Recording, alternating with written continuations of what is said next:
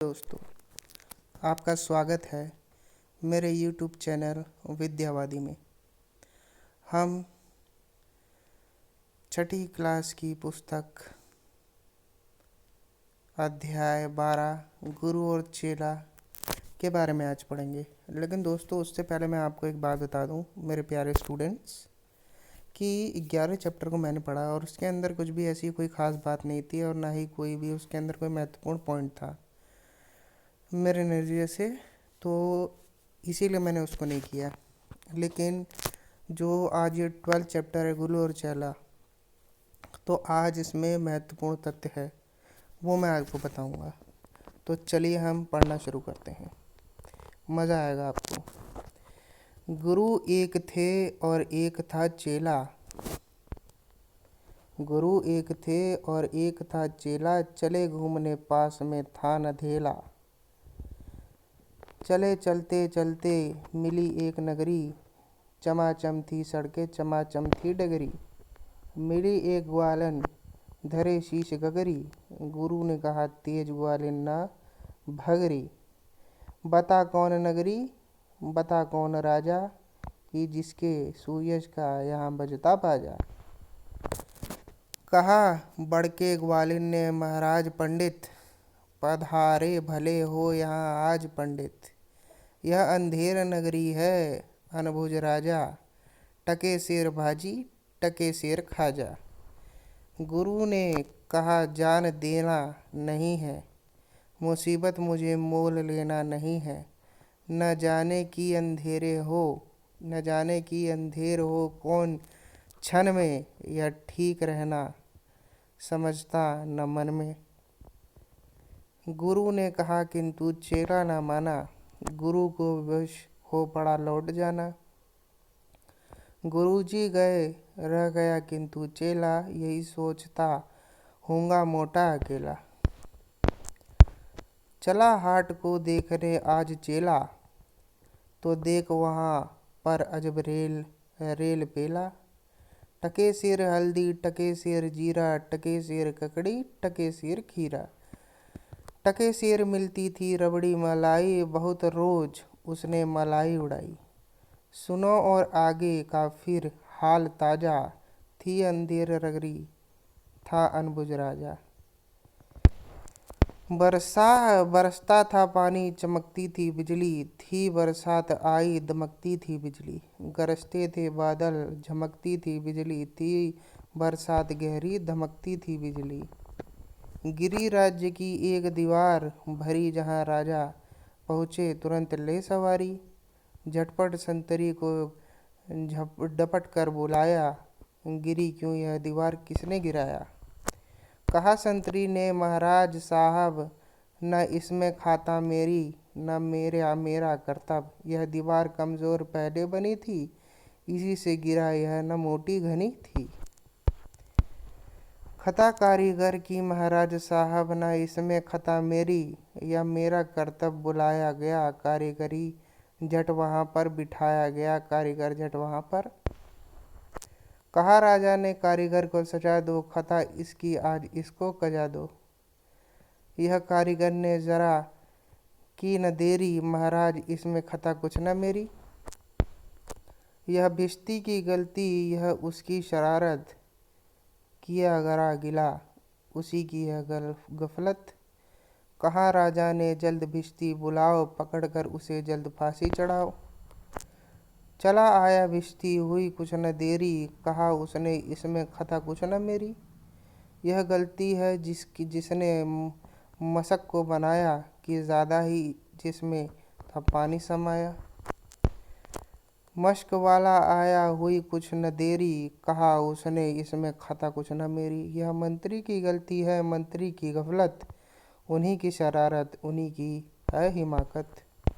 बड़े जानवर का था चमड़ा दिलाया, चुराया न चमड़ा मशक को बनाया। बड़ी है मशक खूब भरता है पानी, ये गलती न मेरी यह गलती वीरानी।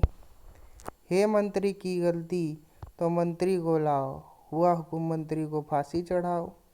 चले मंत्री को लेके जल्लाद फौरन, चढ़ाने को फांसी उसी दम उसी क्षण। मगर मंत्री था इतना दुबला, दिखता ना गर्दन में फांसी का फंदा ना अब फंदा था आता। कहा राजा ने, जिसकी मोटी हो गर्दन पकड़कर उसे फांसी दो तुम इसी क्षण। चले संतरी ढूंढने मोटी गर्दन, मिला चेला खाता था हलवा दनानंद दनादन। कहा संतरी ने, चलो आप फौरन, महाराज ने भेजा न्योता इसी क्षण।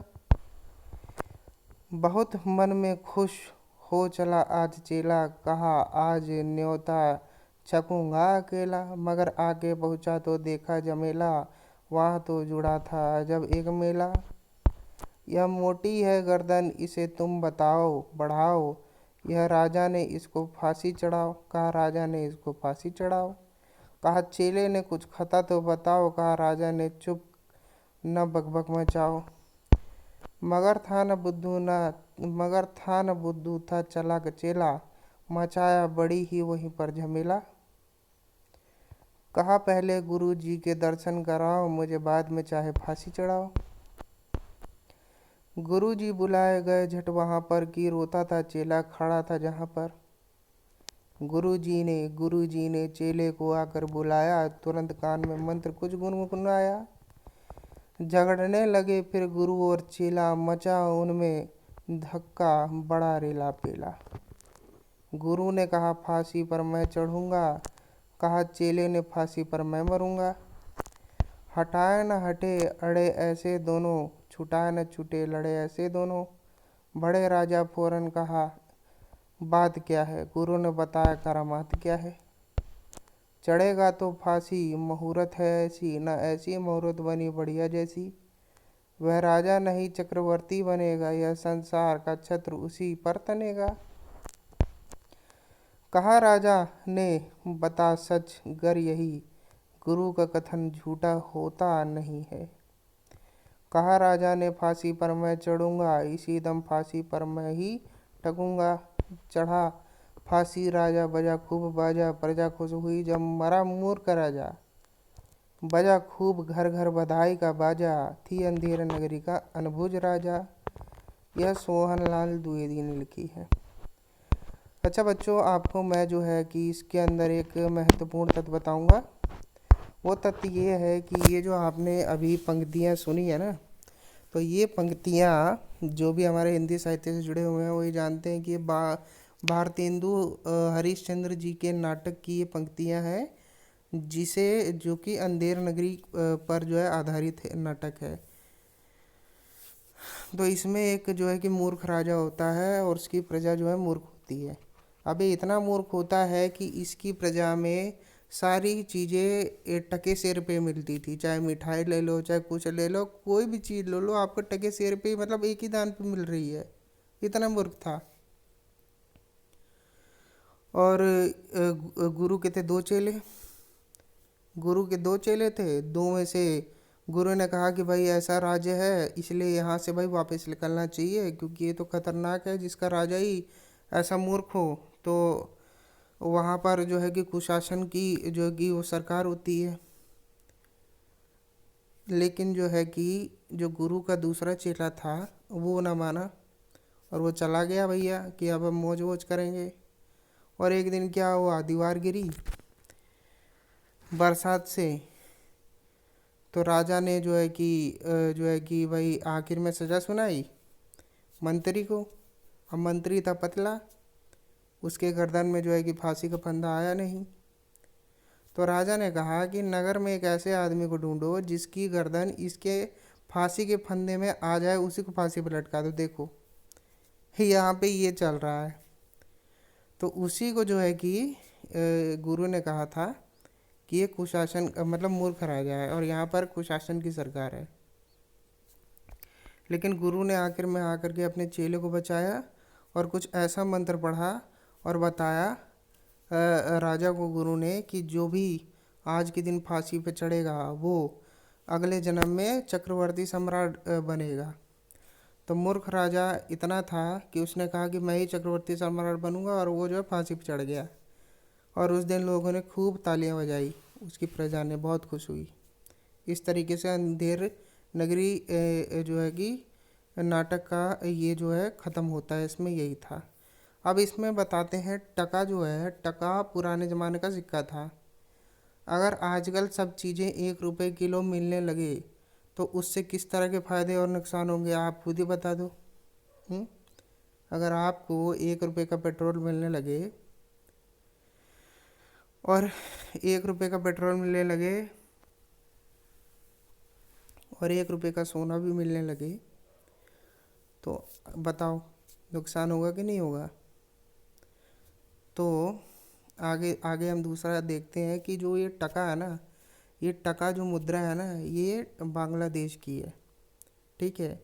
अब इसी तरीके से आपको मुझे बताना है कि सऊदी अरेबिया की क्या है, जो है कि करेंसी, जापान की येन है, फ्रांस की क्या है, इटली की क्या है, इंग्लैंड की क्या है। ठीक है, आपको ये बताना है मुझे। तो ये सब जो है आपको बताना है मुझे। तो इसमें यही चीज़ थी। ठीक है। तो दोस्तों बाकी हम आगे देखते हैं, आगे क्या है। आगे एक है, इसी से रिलेटेड है, इसी कहानी से, बिना जड़ का पेड़।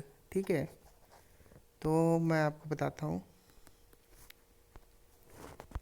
को भी पढ़ते हैं, बड़ी मज़ेदार है।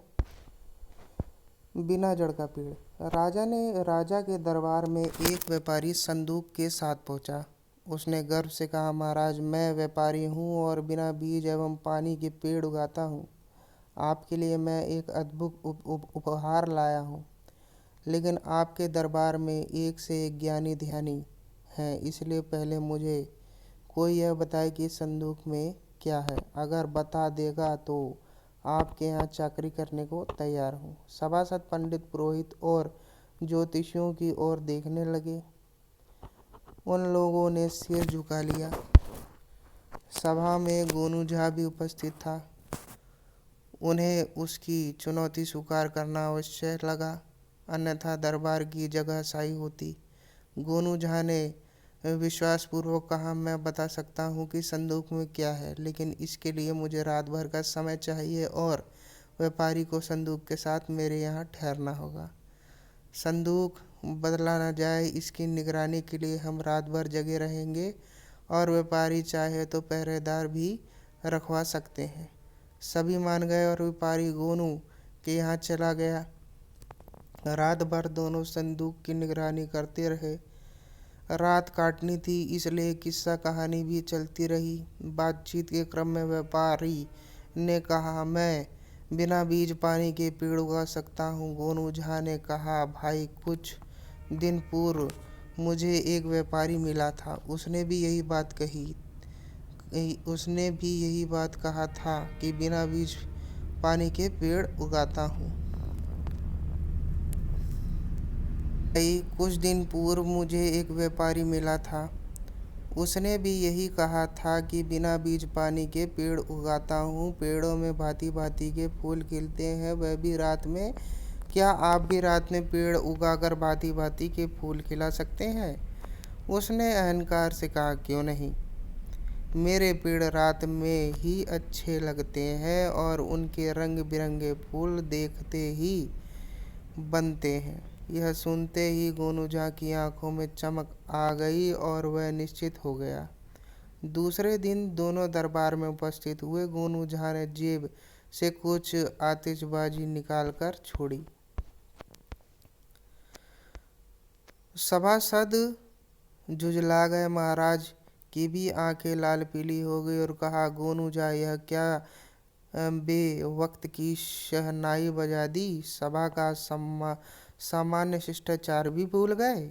गोनू झा ने वातावरण को सहज करते हुए कहा, महाराज, सर्वप्रथम धृष्टता के लिए क्षमा चाहता हूँ, लेकिन यह मेरी मजबूरी थी। इसी में व्यापारी भाई के रहस्य मैं प्रश्न का उत्तर छिपा है। इसमें ही बिना जड़ के भांति भांति के रंगों में फूल खिलते हैं। व्यापारी अवाक रह गया। उसने सहमते हुए कहा, महाराज, इन्होंने मेरी गूढ़ प्रश्न का उत्तर दे दिया। फिर उसने विस्मयपूर्वक गोनू झा से पूछा, आपने कैसे जाना कि इसमें आतिशबाजी ही है? गोनू जाने सहजता से कहा, व्यापारी अब आपने यह कहा कि बिना बीज पानी के पेड़ उगते हैं और उसमें भांति भांति के फूल खिलते हैं, तब तक तो मुझे संदेह रहा, परंतु मेरे पूछने पर यह कहा कि रात ही में आपकी यह फसल अच्छी लगती है, तब जरा सा संशय नहीं रहा कि इसमें आतिशबाजी छोड़ कुछ अन्य सामान नहीं होगा। व्यापारी मायूस हो गया। राजा ने कहा, व्यापारी आपको दुखी होने की जरूरत नहीं है, आप यहाँ रहने के लिए स्वतंत्र है, पर अपना कमाल रात में दिखाकर लोगों का मनोरंजन कीजिए। अगर प्रदर्शन प्रशंसनीय रहा तो पुरस्कार भी पाइएगा, पर अभी पुरस्कार के हकदार गोनू झा ही हैं। ये वीरेंद्र झा ने लिखी है। तो दोस्तों यहाँ पे आपने दो कहानी देखी है, एक तो बिना जड़ का पेड़ और दूसरा गुरु और चेला। तो इसमें आपको जो है कि क्या देखने को मिल रहा है कि गुरु चेला और बिना जड़ के पेड़ में दो चीज़ें देखने को मिल रही है। दोनों में ही राजा है। एक राजा गुरु और चेले में जो एक राजा है वो मूर्ख है, और दूसरा बिना पेड़ की जड़ में जो राजा है वो विद्वान है, मतलब कि पढ़ा लिखा है। गुरु और चेला में जो राजा के सभासद है वो सभी मूर्ख हैं, उसकी जनता भी मूर्ख है, और यहाँ की जनता बिना पेड़ की और सभासद गुरु आचार्य सब कुछ पढ़े लिखे हैं। तो यहाँ पर एक सरकार का अंतर दिखाई दे रहा है। तो इस कहानी में बस यही महत्वपूर्ण तथ्य थे। एक अंतर आपको देखने को मिला है कि राजा कैसा होना चाहिए। अगर मूर्ख राजा होगा तो उसका शासन भी जो है कि पाताल में जाएगा, और अगर पढ़ा लिखा राजा होगा तो उसका शासन भी स्वर्ग में जाएगा। धन्यवाद दोस्तों।